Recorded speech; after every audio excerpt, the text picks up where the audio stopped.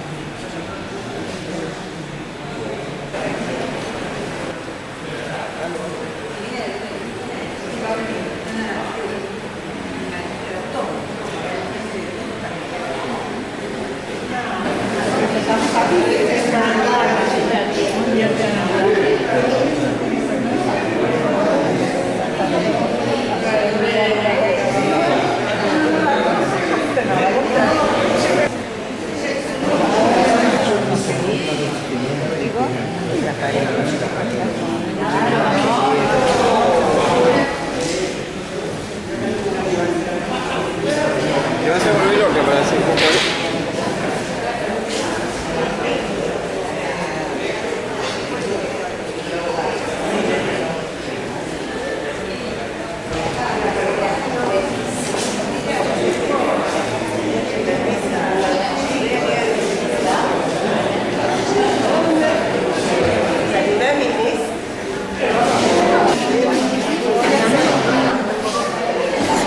¿Paso?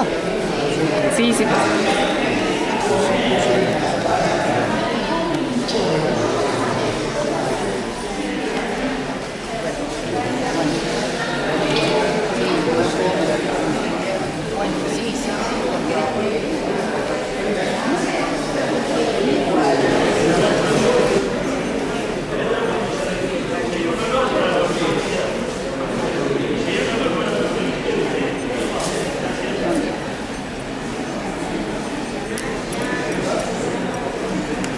Puede ser, sí. Puede ser, yo lo vi.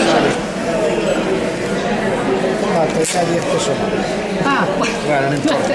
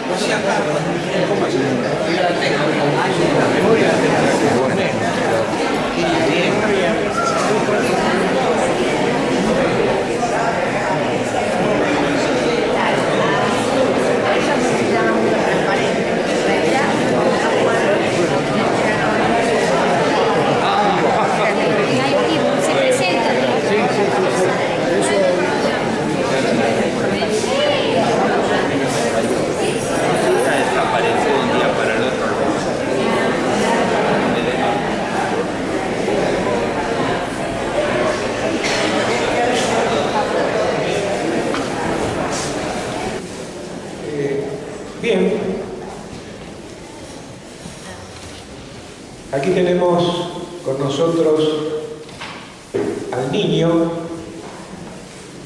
el producto de tantos esfuerzos, de tantos desvelos, de gestación y de parición, pero bueno, finalmente tenemos con nosotros el espléndido libro que recopila exhaustivamente la vida artística de Jaime y que realmente es un premio más que merecido a una trayectoria, creo que de alrededor de 7 décadas, dedicadas infatigablemente a la plástica.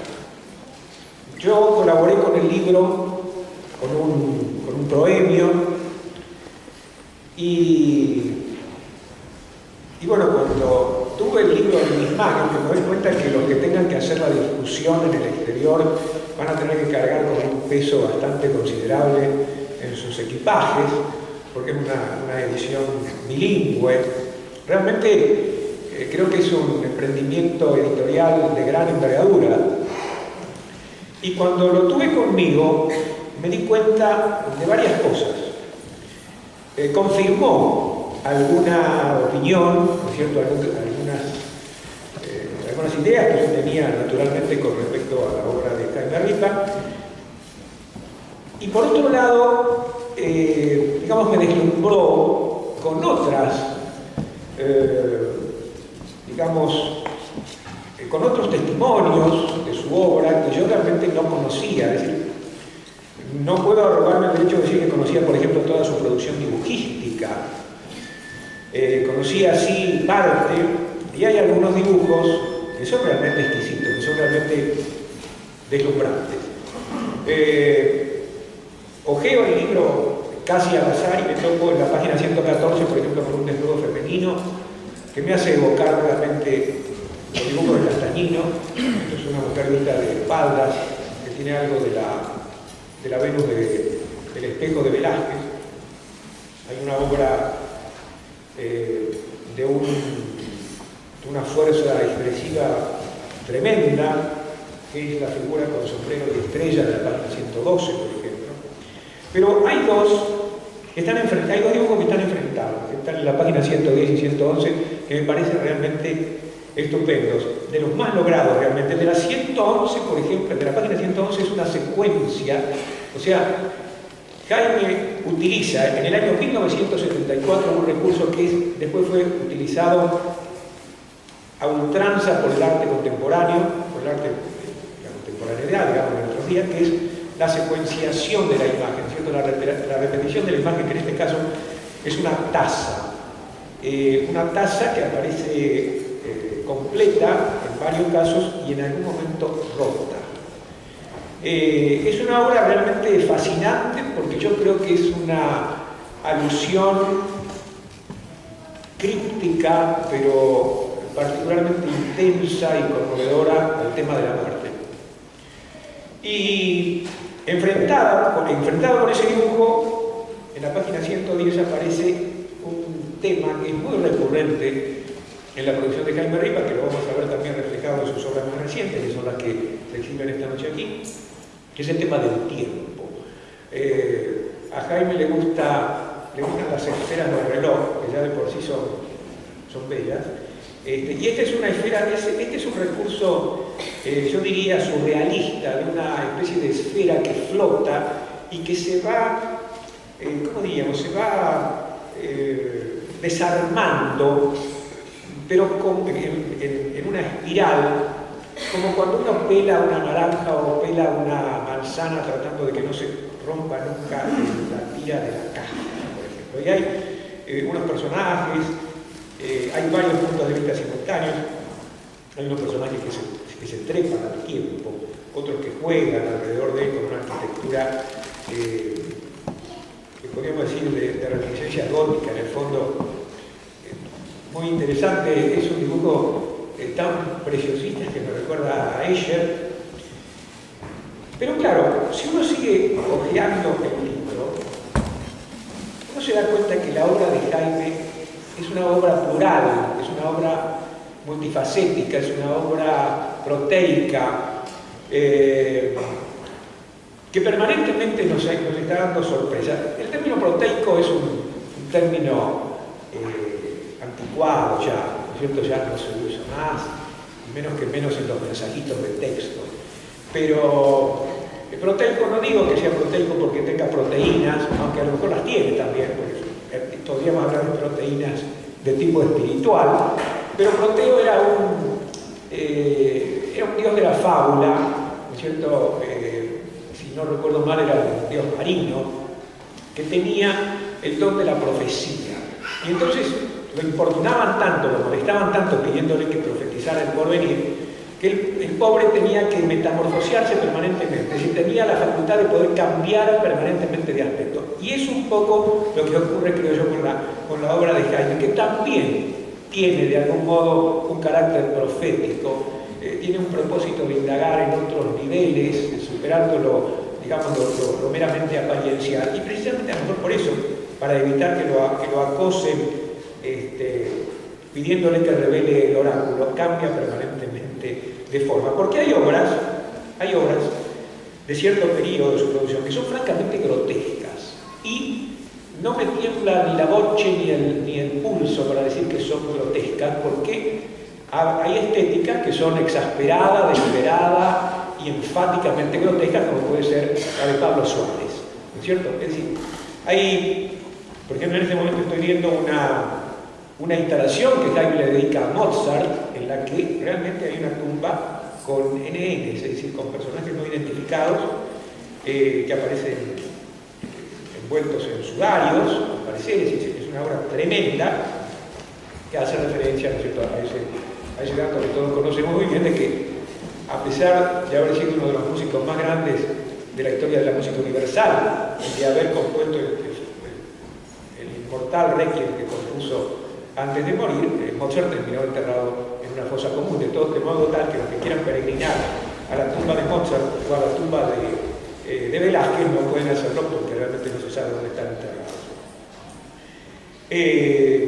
Digo que hay obras francamente grotescas por la desmesura, ¿no es cierto?, de las manos, por ejemplo. Hay dos caras de piedra, por ejemplo, una escultura que aparece reproducida en la página 89, se llama, a pesar de que está ejecutada, es una escultura ejecutada con materiales livianos, se llama caras de piedra porque realmente las caras tienen un aspecto pétreo. Yo no sé si Jaime hace referencia acá a los políticos o no, pero son caras de piedra que tienen como levantadas a modo de visera unas máscaras de oro, pero que no son de oro. No son de oro y no podrían ser nunca de oro, ¿no es cierto? Son de oropel, o sea, son máscaras de oro barato, de oro fingido, de papel dorado, simplemente. Y hay otra obra que me parece importantísima y que es particularmente grotesca, que es la de la página 88, Juego de Noticias. Ahora que somos realmente víctimas del bombardeo de noticias, ¿no es cierto?, y sin la capacidad de poder discriminar las reales de las que realmente son fehacientes, las que no, Jaime lo representa eso con unos muñecos, con una especie de títeres que aparece desarticulado, como cuando a los muñecos se les cortan los hilos, ¿no es cierto? Son unos muñecos deliberadamente grotescos y que se llaman precisamente Juego de Noticias. Son como muñecos hechos de noticias. Hay de todo en el libro. Hay una época en que Jaime producía una pintura relativamente figurativa, muy lírica, como Niños, de la página 57, que es propiedad del Museo Castañino, porque durante mi dirección en el museo recibió un premio, de modo que se incorporó al patrimonio del museo. Es una obra deliciosa en que unos chicos cuasi renacentistas, unos chicos que están contemplando unos cuerpos geométricos, ¿no es cierto?, una pirámide, una esfera, etc. Pero también hay un periodo, ¿no es cierto?, de su pintura abstracta, que también, de la década del 60, que también es excéntrica, ¿no es cierto?, tanto por la resolución compositiva como por la coherencia de la paleta utilizada, etc. Y llegamos por fin a una etapa que yo creo que de alguna manera preludia lo que nosotros vamos a ver ahora en la muestra que está colgada, que inauguramos esta noche, que es la etapa de las maderas caladas. Las maderas caladas, para mí, lo que revelan es ese propósito de ir un poco más allá de la epidermis de las cosas, de tratar a través del calado de alcanzar, digamos, otras dimensiones. Hay, por ejemplo, una obra que me resulta particularmente interesante, Adán y Eva, por ejemplo, que, imagínense, Adán y Eva es un tema manido en el arte occidental, en toda la historia del arte occidental, pienso en Adán y Eva de Lutero, de Bruegel, de todos los maestros representistas meridionales y del norte de Europa, pero en este caso los dos personajes están representados a través del calado, ¿no es cierto? Como que yo creo lo que también Jaime fue depurando cada vez más hasta llegar a esta obra tan despojada que es la que mostramos esta noche. En el proemio que yo le dedico, digo, en algún momento cito, ya lo han hecho otros comentaristas, pero cito una frase de Immanuel Kant, que Jaime reprodujo en un papelito, muy humildemente con un avilome, y lo clavó con una chinche en un estante de su biblioteca, en su atelier. Y la frase dice, la frase de Kant, ¿no es cierto? Dice, es tan cómodo no estar emancipado.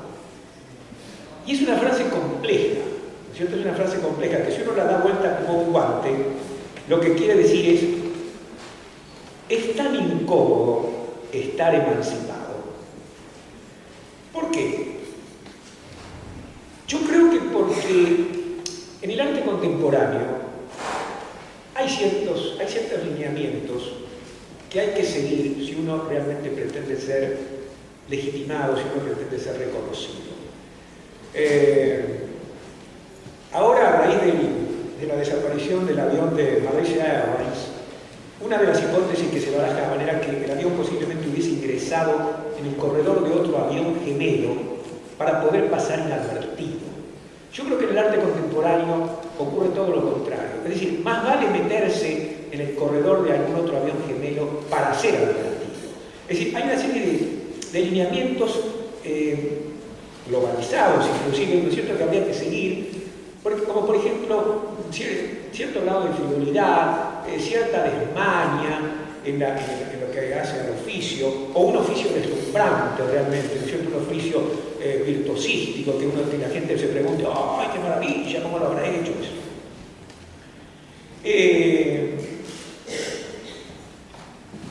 Digo esto porque, por ejemplo, el empleo de una banana como símbolo fálico, en una muestra que en este momento se está exhibiendo en la ciudad, para mí es un recurso manido, es un recurso, ¿cómo diríamos? Fácil, demasiado fácil. Yo creo que si el arte me tiene que engañar, y eso me acepto que el arte me engañe, ¿no es cierto? Flaubert decía que de todas las mentiras el arte es la menos capciosa, digamos, la que menos daño produce. Bueno, pero si yo voy a ser engañado a través del arte, quiero ser engañado, quiero que el engaño sea más elaborado, digamos, ¿no es cierto? Que no sea tan burdo. A mí una banana como símbolo fálico, a pesar de que la comentarista diga que es el blasón de ese artista, me suena como al caño de Tinelli.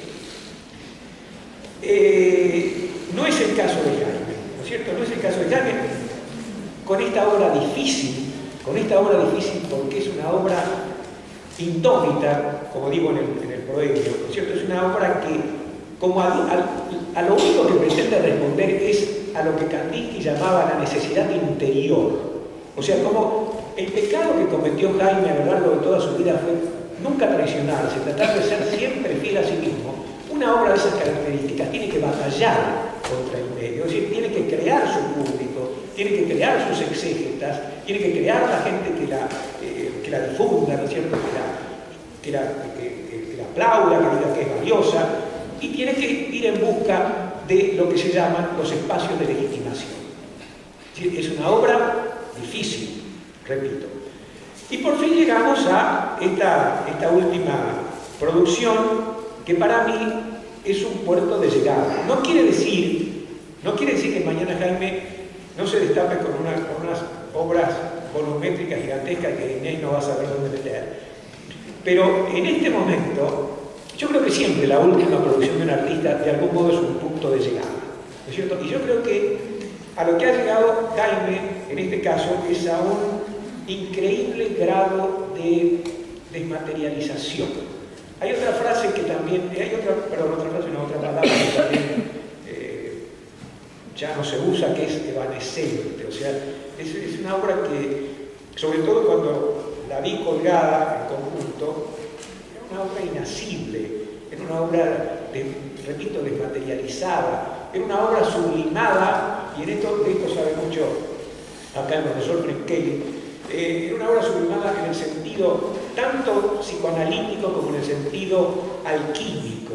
Es decir, era como una volatilización de la materia, de lo corpóreo.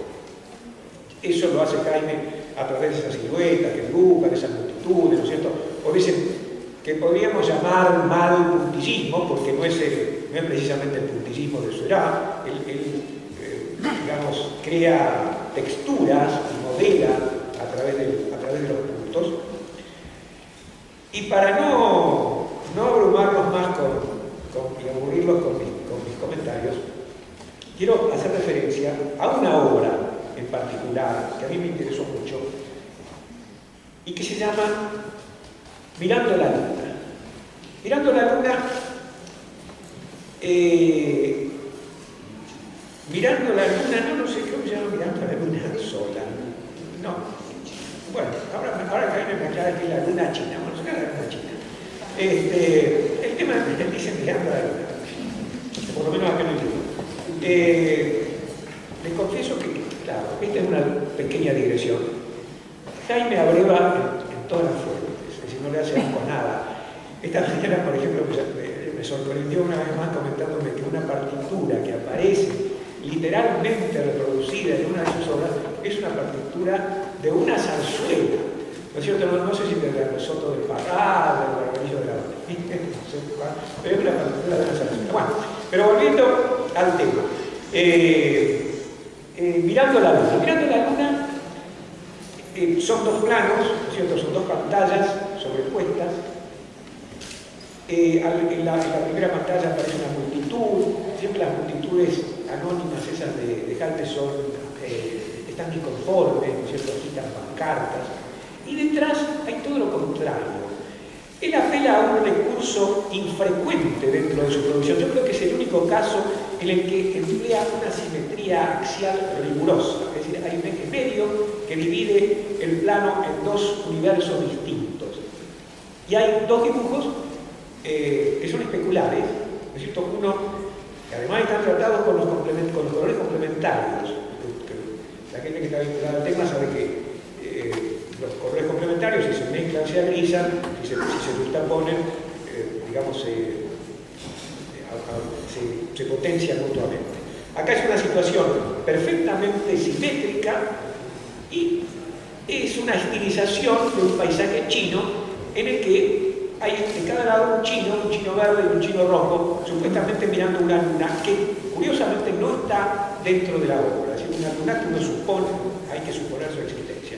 En ese proemio que yo le dediqué, me preguntaba, teniendo en cuenta la permanente recurrencia de Jaime a las citas de la historia del arte, me preguntaba si no sería, y un amigo mío que anda por allá se va a reír, si no sería Li Tai-po, el chino que se embobaba mirando la luna, porque yo tengo una particular devoción por ese poeta chino del siglo VIII. Y entonces, cada vez que hablo con amigos me dicen, ¿pero cómo no nombraste a Li Tai-po esta vez? Bueno, esta vez lo voy a nombrar. Lo voy a nombrar con todas las ganas, porque Li Tai-po fue un poeta que vivió durante el apogeo de la dinastía Tang. La dinastía Tang reinó en China entre el 618 y el 907, en una época en que se llegaron a contar más de 2000 poetas en China.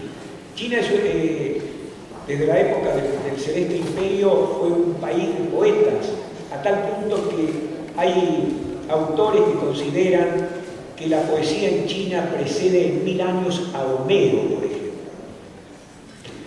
Li Po vivió en el siglo VIII. No era fácil descollar entre tantos colegas, como ocurre acá en Rosario ahora con la plástica, hay tantos artistas plásticos que imposible destacarse, por eso es todo un mérito el de Jaime que se ha reconocido al cabo de 7 décadas de labor. Pero, bueno, esa fue una ironía, por si no la percibía. Vuelvo al tema.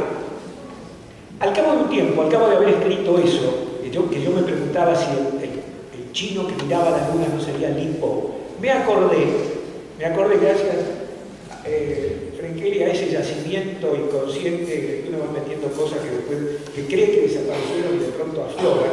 Me acordé que Li Po tenía un poema dedicado precisamente a la luna y dedicado además a un tema esencial en la obra última de Jaime, que es el tema de la sombra. Es decir, El colofón, el remate, el último vestigio que queda de esta obra producida por Jaime sobre la pared es la sombra. Y puede haber algo más inmaterial, más inasible, más cambiante que la sombra, no. ¿Es cierto? Es decir, Jaime pretende llegar y hasta ha montado un dispositivo especial para el colgado de la muestra, precisamente para que lo último fuese la sombra arrojada sobre la pared. Curiosamente, este poema de Lipo habla de la sombra y habla de la luna, de las dos cosas. Y le repito, lo recordé después de haber hecho esa cita en el prólogo del libro.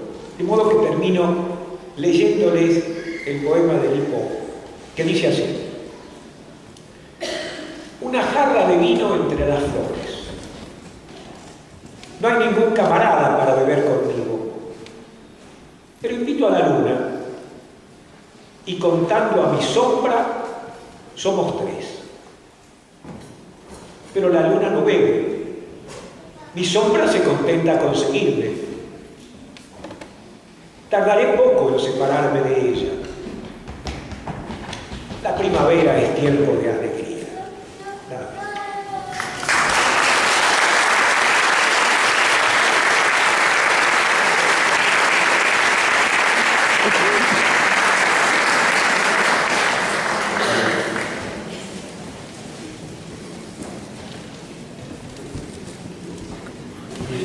A lo que se puede acceder en la vida de un médico.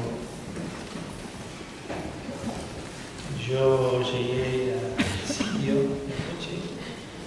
a través de mi relación con la tripa, como solemos decir, con Jaime y su compañera, su sombra, Inés, no tan sombra.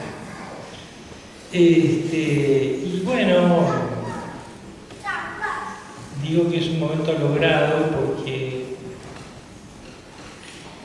yo siempre pienso que cuando el acto médico alcanza la proporción que debería alcanzar, cosa que no siempre es posible, el médico se debe transformar en un historiador. En un historiador que también ayuda al paciente y su familia a historizar, a aumentar la trama de sentido de la vida. Siempre hablamos vida y obra, ¿cierto? Son dos pares, que son de alguna manera pares permanentes, interpenetrados, vida y obra. Y bueno, yo y Jaime y su familia y mi familia, con el tiempo, nos fuimos interpenetrando. Y llegó un punto donde yo quería presentar en Italia un trabajo en un congreso de la Asociación Internacional de Arte y Psicología sobre edad y creatividad, hace unos pocos años. Y entonces le pedí a Jaime irrespetuosamente, y él se ofrecía para que yo pudiera tomarlo como caso, por así decirlo, en ese simposio, y él accedió con una de las características que tiene, que es su llaneza, y en una primera instancia casi, diríamos, una cierta ingenuidad, que no es tal, porque no es lo mismo ser ingenuo que inocente. Él me hizo entrar aún más en ese espacio y entonces me puse a aumentar mi caudal de historización, y él también, y hablamos mucho, y eso se plasmó en un trabajo que está aquí en este libro, que yo voy a enviar en este momento para no aburrirlo y para que ustedes lo lean en el momento que consideren oportuno. Y entonces hicimos un trabajo juntos, ¿no? Que se extendió por un tiempo bastante interesante, y se fue consolidando algo que muchas veces se discute, si es posible conseguir aumentar o generar amistad entre el médico y el paciente.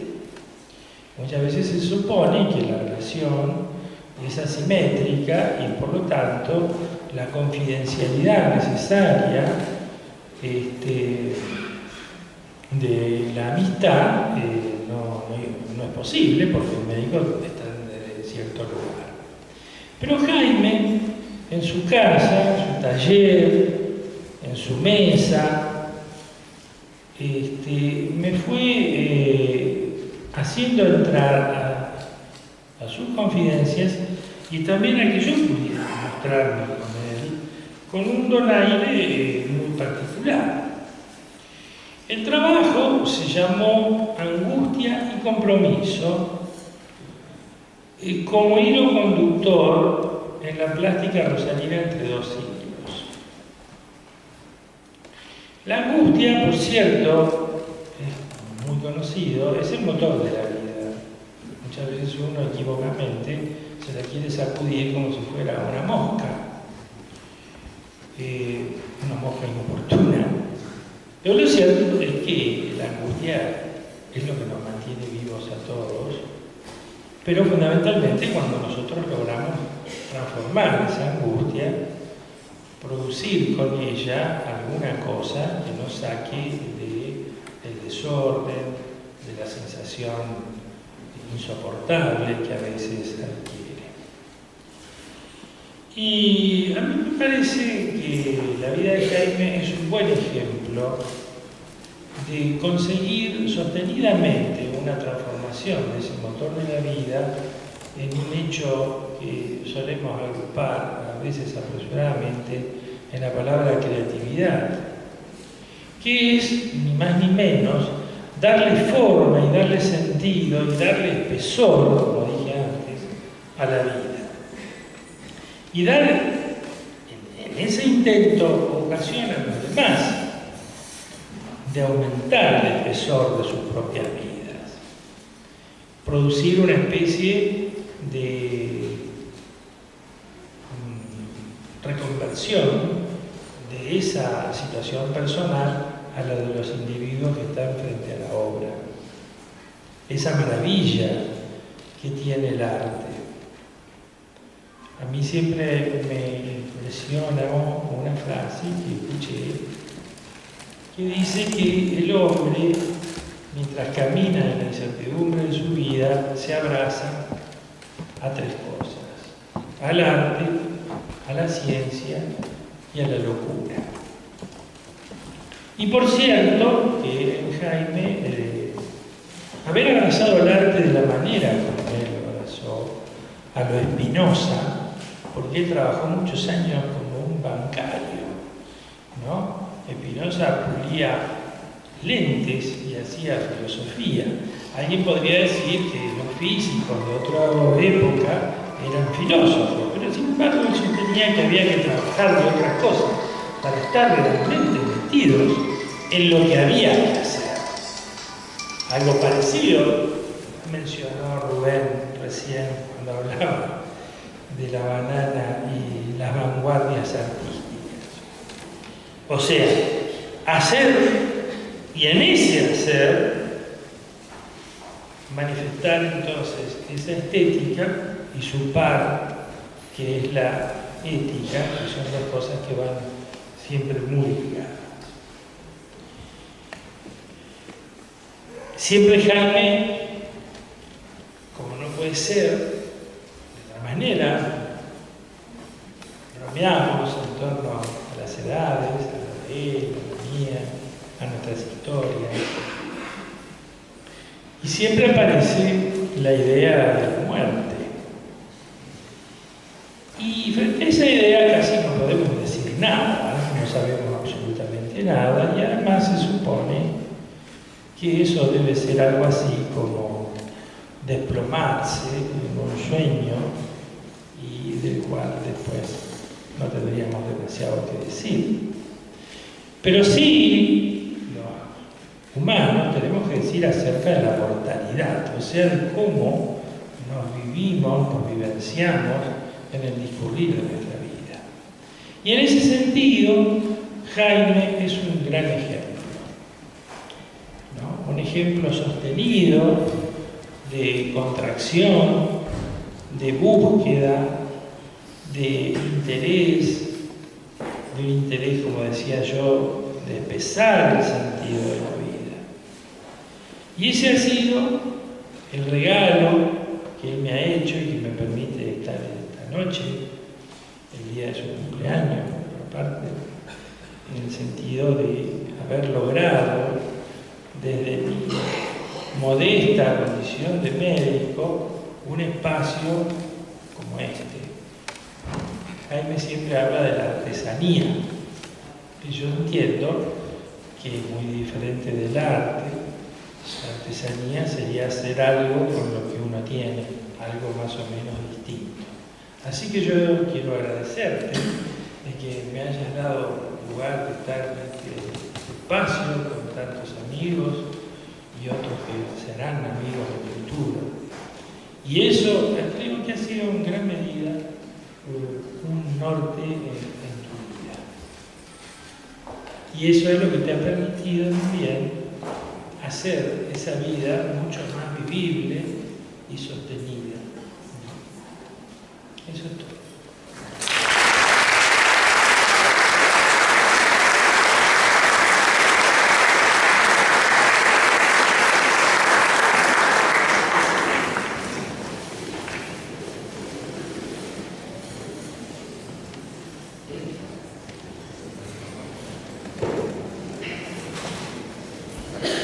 Buenas noches a todos, a todas.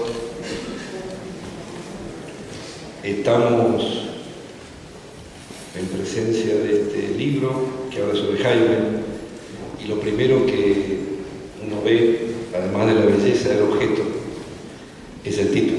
El título, siempre los títulos y demás han sido elementos emblemáticos, es decir, que completan, significan y dejan trascender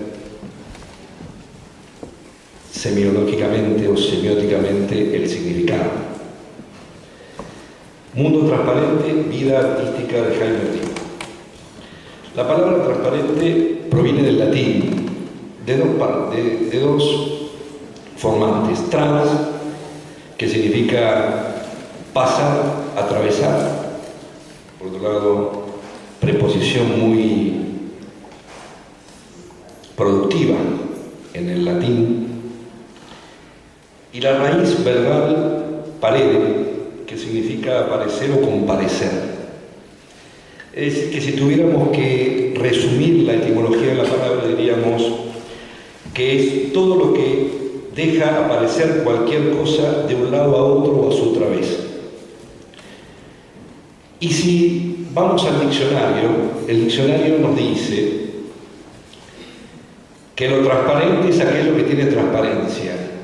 Y la transparencia es la capacidad que tiene un objeto de dejar pasar la luz y permitir ver a través de su masa lo que hay detrás.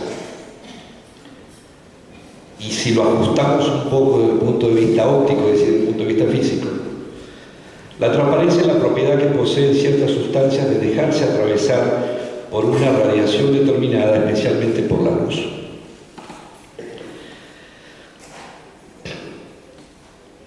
La portada del libro justamente nos remite a esta última cuestión.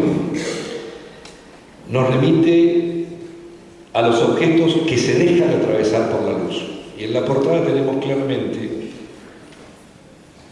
una multitud que, en este caso, a diferencia de las otras, es una multitud inquieta. Hay bailarines, hay contorsionistas, etc. Y detrás de la multitud aparece el rostro del artista.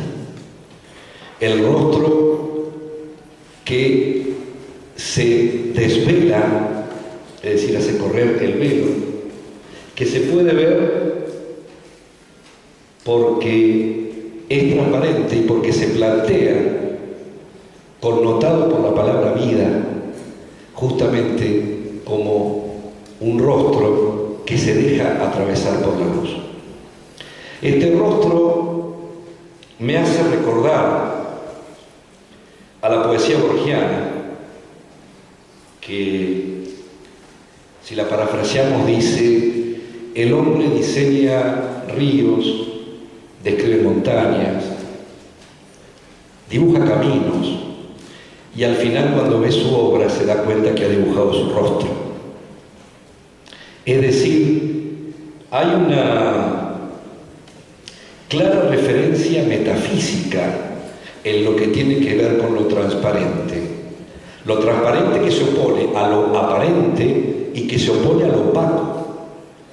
Si lo pensamos desde Kant, desde la fenomenología, Kant nos decía que entre el mundo real y la visión del sujeto hay un objeto, un fenómeno. Por eso es uno de los padres de la fenomenología, que es distinto. Nosotros no podemos ver lo real porque está detrás del fenómeno. Vemos la cara que se deja mostrar del fenómeno. Lo transparente es distinto de lo aparente y de lo opaco. Lo transparente nos invita a hacer un recorrido, el mismo que hace la luz, que atraviesa todos los filtros de los sentidos hasta llegar a un mundo que obviamente es representación, pero no es apariencia, tiene la misma raíz de transparencia, sino que es justamente aquello que se desvela. Desvelar justamente es correr el velo, es permitir ver en forma directa, sacando aún la materia sutil, el velo, que cubre sutilmente, pero que no nos deja ver esa realidad, esa física, por eso metafísica, que está justamente detrás. Jaime ha explorado muchísimas técnicas justamente para intentar buscar esa forma de dejarse atravesar como artista a través de su vida y poder representar ese mundo desde una perspectiva transparente.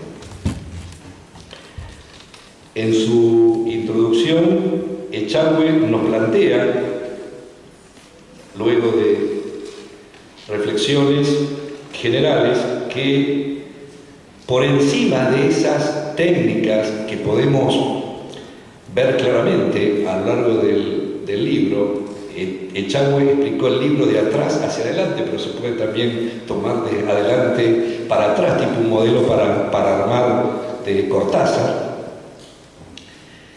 Echagüe dice muy atinadamente que, pese a la variedad de técnicas y demás, algunos temas recurrentes operan como hilo conductor y expresan las inquietudes siempre latentes del artista.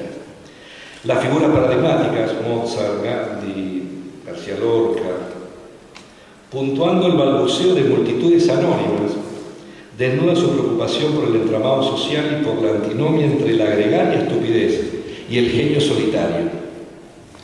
Los planiferios reelaborados y las grandes esferas del reloj no solo aportan la inmutable belleza sin defecto del círculo, sino que intuyen vagamente el misterioso papel de la criatura humana en el resto del universo. Hay efectivamente una serie de objetos que el artista intenta develar, que intenta transparentar. Por supuesto, objetos o temas que le inquietan, pero que también ofrece a través del espejo de su propia obra como objetos inquietantes para los espectadores.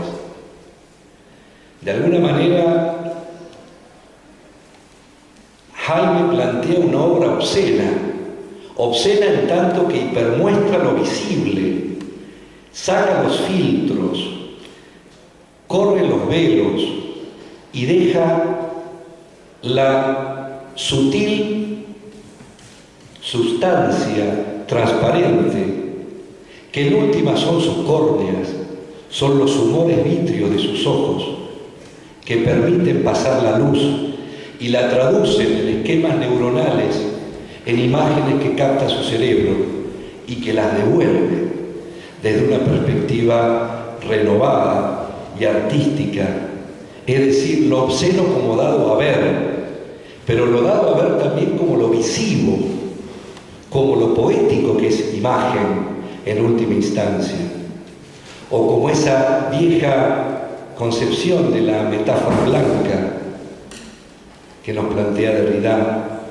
esos viejos medallones que usaban nuestras abuelas o que usaron las generaciones que nos precedieron, que de tan gastados ya no se ve mucho o casi no se nota el rostro que tenían, pero como espejo nos devuelve nuestro propio rostro.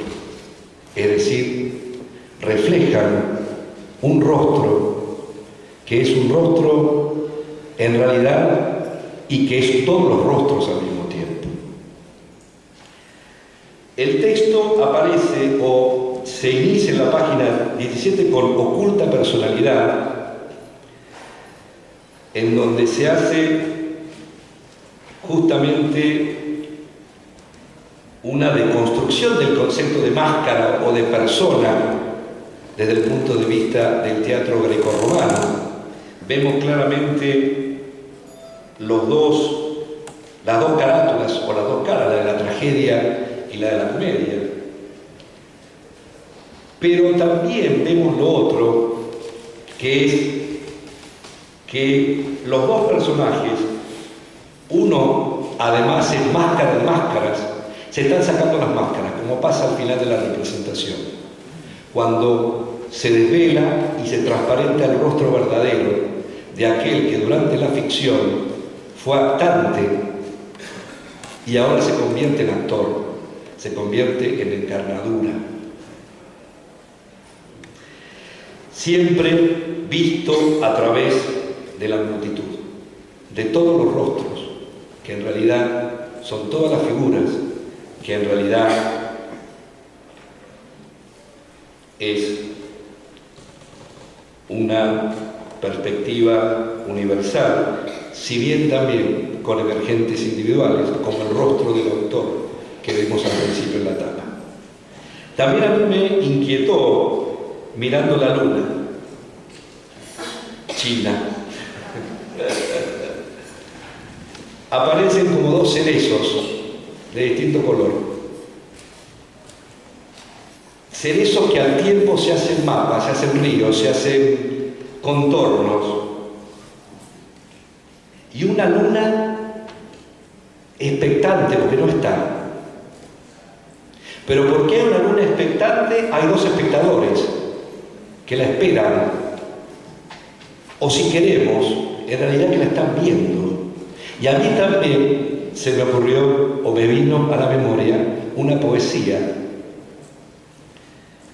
oriental que dice: me encontré con un amigo sobre el puente y me dijo, ¿no ves la alegría de los peces?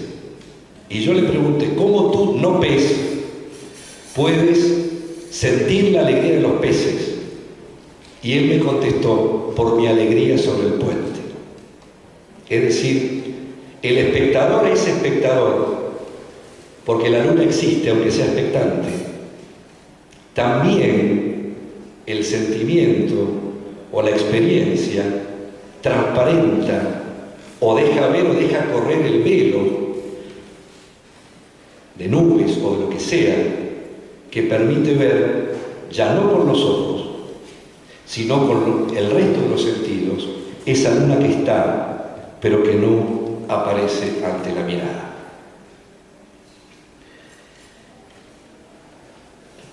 En la página 24 tenemos corcheas difusas, en que también, como nos dice Echagüe, se plantea la perfección en la representación de esas esferas, esos globos, esos astrolabios, esos planetas, esos sectantes, que como elementos técnicos nos permiten medir, calcular, describir. Y también tenemos las multitudes, las soledades, el reloj como marcador del tiempo inexorable, y en un hueco blanco, muy blanco, despojado, encontramos cómo ese hueco despojado, que no es un agujero negro blanco, cómo ese hueco despojado se llena cuando uno plantea la carátula transparente con un reloj de bolsillo de los antiguos, que encadena a la multitud. Tiene una cadena muy bien labrada, que está entrelazada con todos los miembros de esa especie de multitud anónima. Es decir, lo inexorable del tiempo que nos ata, pero a su vez la belleza de la atadura. En el siglo XVI, siglo XXI, la historia se repite, página 27. En el fondo aparece una multitud, pero fantástica, es decir, salida de un cuadro del Bosco o de Bruegel, que está mediatizada por quizás la única lámina transparente que tiene libros y que tiene representaciones gráficas. Esos libros, remedos de el Siddhartha de Hermann Hesse, la multitud, pero también la cultura, a través del libro y de la escritura. Los mundos. Bueno, después de tanta alabanza y qué sé yo, de tanto decir sobre mi obra y felicitarme por mi cumpleaños, yo voy a decir muy poco, porque ustedes saben que no me gusta hablar mucho. Para comenzar, quiero citar a Lev Vygotsky cuando se refiere al arte. Nos dice: la verdadera naturaleza del arte es algo que trasciende los sentimientos ordinarios, pues el miedo, el dolor o la excitación que el arte causa incluye algo que está por encima y por debajo de su contenido normal y convencional. Ese algo vence a los sentimientos del miedo y del dolor, transforma el agua en vino, cumpliendo así el fin más importante del arte. Guarda con la vida la misma relación que el vino con la uva. O sea, que el arte toma su material de la vida, pero a cambio ofrece algo que su material no tenía. El arte es lo social en nuestro interior, e incluso cuando su acción la lleva a cabo un individuo aislado, ello no significa que su esencia sea individual. Resulta bastante ingenuo y desatinado confundir lo social con lo colectivo, como en una gran multitud de personas. Lo social también existe cuando solo hay una persona, con sus experiencias y tribulaciones individuales. La función de sentimiento fuera de nosotros la lleva a cabo la fuerza del sentimiento social, que es objetivizado, materializado y proyectado fuera de nosotros y fijado entonces en objetos artísticos externos que se han convertido en herramientas de la sociedad.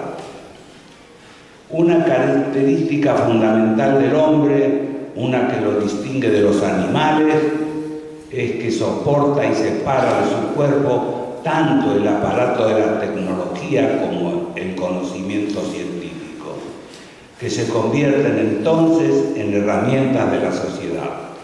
El arte es la técnica social de la emoción, una herramienta de la sociedad que lleva los aspectos más íntimos y personales de nuestro ser al círculo de la vida social. El arte introduce los efectos de la pasión, quebranta el equilibrio interno, modifica la voluntad llevándola a una nueva dirección y agita sentimientos, pasiones y vicios sin los cuales la sociedad estaría en un estado inerte e inmóvil. El arte pronuncia la palabra que andamos buscando y hace vibrar la cuerda que estaba tensa pero muda.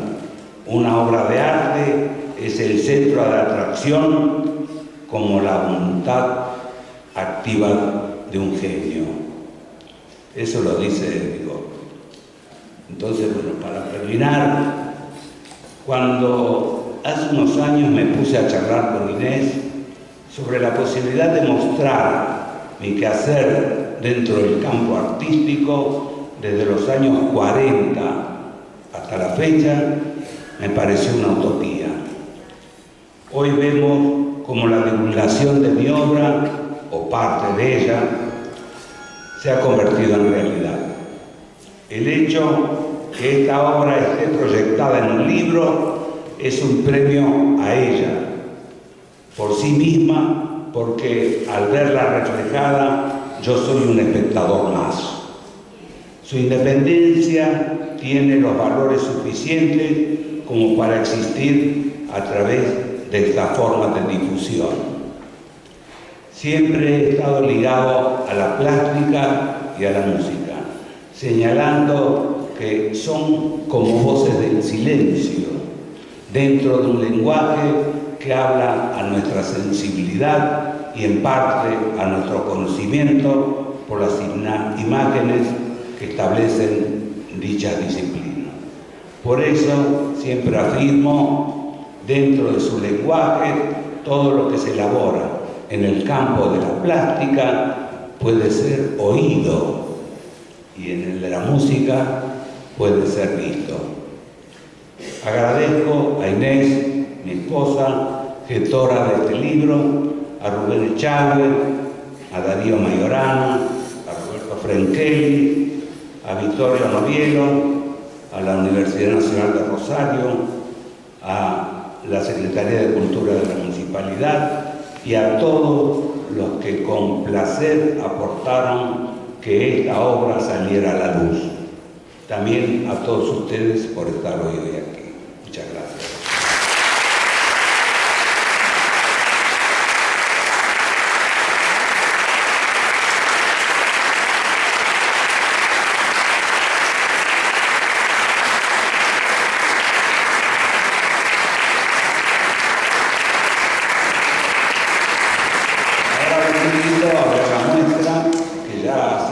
Comentada y creo que tendrán una idea sugestiva como para poder interpretarla cada uno a su manera.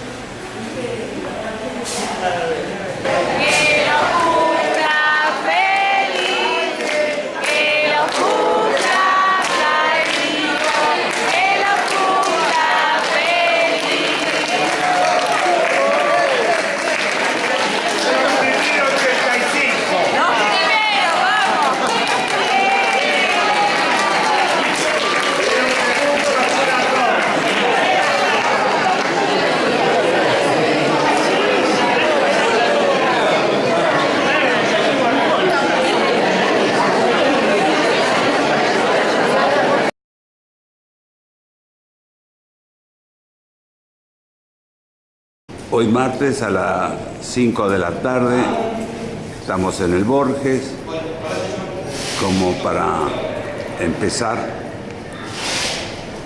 a armar la muestra. Dice Rec, así que te estoy filmando.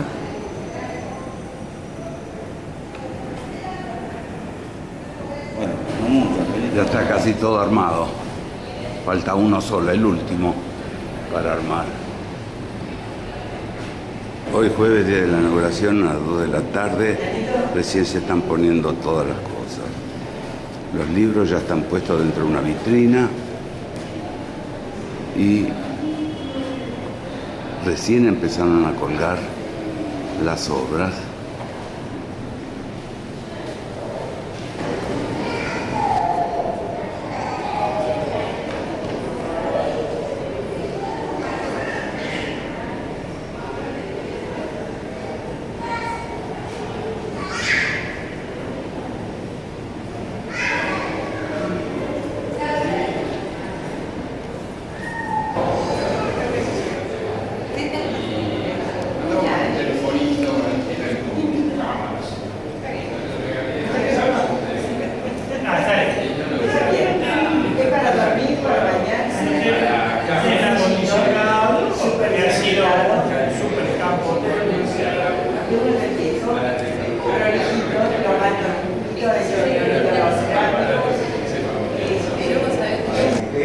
Digamos, en la superficie que nadie pueda borrar y que en cierta medida se pueda conservar. El Jardín de las Delicias, Bosch, en la parte de atrás y en la de adelante, el mundo de hoy. El otro de allá, el parque es la Estación de San Antonio. En un principio, ¿qué fue lo que le disparó a este mundo transparente? Al mundo transparente llegué, no empecé con el mundo transparente. Empecé como señalo en el 2003 cuando estuve en Ushuaia y señalaban Argentina fin del mundo. Empecé a dibujar cuando tenía 11 años y hoy, en los primeros 85, sigo dibujando y todavía no me cansé. ¿Y usted qué piensa que le dio al arte? Si el arte le dio a usted, ¿usted qué le dio? Yo no pienso que me pueda dar el arte. No, usted que le dio al arte. Yo le doy todo lo que pienso, lo que siento transparente, como hoy concibo, o la duda existencial que tenemos todos los seres humanos frente a lo que pasa en el mundo. Y entonces, bueno, la elaboración de toda esta obra, entre la parte artesanal y la parte conceptual, cómo establecer, digamos, un paralelo entre lo que en otra época fue y lo que es hoy. Me llevó a llegar a esto. Entonces, por eso tomo a veces lo que concebían el mundo en la época de Bruegel, en la época de Jerónimo Bosch, y lo que hoy es el mundo para nosotros, lo que estamos viviendo hoy, no solamente en la Argentina, sino en todas partes del mundo. Una concepción, o sea, todo lo que sea psicología, todo lo que sea sociología, me interesa para elaborar cosas. Y además, los interrogantes que uno tiene, los interrogantes existenciales, hace que se lleve a elaborar cosas. Bueno, por eso es lo que recién te señalé, que uno puede ser joven a los 85 años. Porque a mí me dice, ¿quién hizo esto? ¿Cómo quién hizo esto? Si yo soy un creador, no tengo que hacer lo que hizo otro. O sea, acá nos llegaron mucho, nos ha llegado mucho de la concepción de obras de otras épocas y de otros estilos, de vanguardia, ¿no es cierto?, de cómo se hizo en Europa, en Estados Unidos o en otras. Pero nosotros hoy, si creamos obra, si hacemos cosas, tenemos que establecer una creatividad. Y la juventud de hoy, la juventud o en general todos los seres humanos, y uno no está exento de eso, ¿qué nos da? Todos los diarios, las revistas, el cine, la televisión. O sea, los medios masivos de comunicación establecen una determinada forma que hace que toda la gente, de jóvenes o desde niños a mayores, sigan y vivan. Y me voy a la eso. mesa, porque aquí tengo un libro que me parece, no quiero decir lujoso, no es la palabra adecuada, me parece exquisito. Saben ustedes que Jaime Ripa es uno de los grandes artistas plásticos de Rosario. El crítico Rubén Echagüe, también rosarino, dice que su obra es enciclopédica y es indómita. Usted ya lo va a ver, pero quiero simplemente mostrarle con qué calidad ellos han reproducido en este catálogo estas cualidades que las obras de la exposición han tenido, donde hay transparencias, como dos mundos superpuestos, ¿no? Él nos habla de las multitudes y nos habla de los paisajes y de la identidad. Sobre todo lo hace con sabiduría. El mundo transparente es como las dudas existenciales que tenemos todos los seres humanos frente a lo que pasa en el mundo. Y entonces, bueno, la elaboración de toda esta obra, entre la parte artesanal y la parte conceptual, cómo establecer, digamos, un paralelo entre lo que en otra época fue y lo que es hoy. La temática la tomo del pasado y el presente en todos los sentidos. Por ejemplo, la tentación de San Antonio. Hay una parte de la tentación de San Antonio que trabajo con la parte de atrás y lo que pasa hoy, que lo tomé justamente para demostrar lo que era en otra época, cómo concebían el mundo y cómo lo concebimos hoy al mundo. La silueta de las personas, porque las multitudes hoy son multitudes, pero no son personas. Y eso ya es una concepción sociológica. ¿Qué somos entonces? No somos nadie. Lo transmito y sugiero para que el que contemple la obra pueda hacer su propia interpretación. La vivencia que uno obtiene en elaborar las cosas lo hace porque se siente, porque tiene algo que transmitir.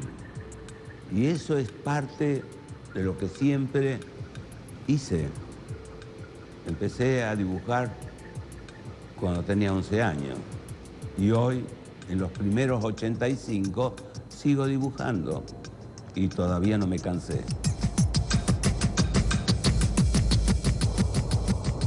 Hay un tren de alta velocidad.